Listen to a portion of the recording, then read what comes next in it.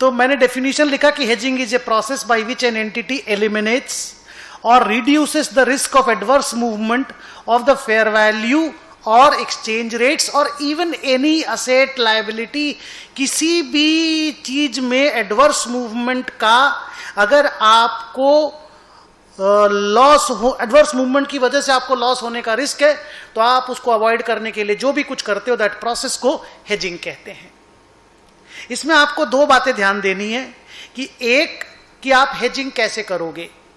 इस particular chapter में हम लोगों का डिस्कशन है कि हेजिंग करने के लिए हम लोग किसी ना किसी डेरिवेटिव इंस्ट्रूमेंट का हेल्प लेंगे। मतलब कोई ऑप्शन, कोई फ्यूचर, कोई फॉरवर्ड, कोई स्वैप, कोई भी डेरिवेटिव इंस्ट्रूमेंट का हेल्प लेंगे। तो जिस इंस्ट्रूमेंट के थ्रू से आप हेजिंग करोगे उसको हेजिंग इंस्ट्रूमेंट बोला जाएगा, और जिस आइटम को आप हेज करोगे उसको हेज्ड आइटम बोला जाएगा।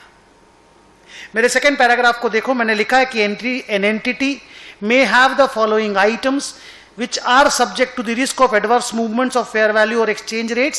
Some of the examples are a recognized asset, equity share of Reliance Industries Limited. आपकी बैलेंस शीट में इन्वेस्टमेंट्स हैं, आपको लग रहा है कि इंडिया पाकिस्तान पे बम मारेगा, वॉर वाली ही सिनारियो है, आपको हेज करना अपने पोर्टफोलियो को, तो आप निफ्टी शॉर्ट कर देते हो।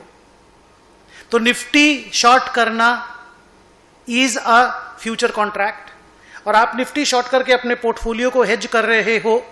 सो जो पोर्टफोलियो है that is the hedged item, और जो इंस्ट्रूमेंट है Nifty future that is the hedging instrument. ऐसे ही और क्या क्या चीज लोग नॉर्मली हेज करते हैं, recognised liability like foreign currency loan, firm commitment कि भाई मेरे को 400 किलो सोना किसी को डिलीवरी देना है 3 महीना के बाद, और इसको लेकर के हमारा फर्म कमिटमेंट है। तो सोना का दाम अगर बढ़ जाएगा तो मेरे को नुकसान होगा, मेरे को महंगा सोना उसको देना पड़ेगा, प्राइस तो मेरा नीचे में उसके साथ फाइनल किया हुआ है। So this type of contracts can also be hedged.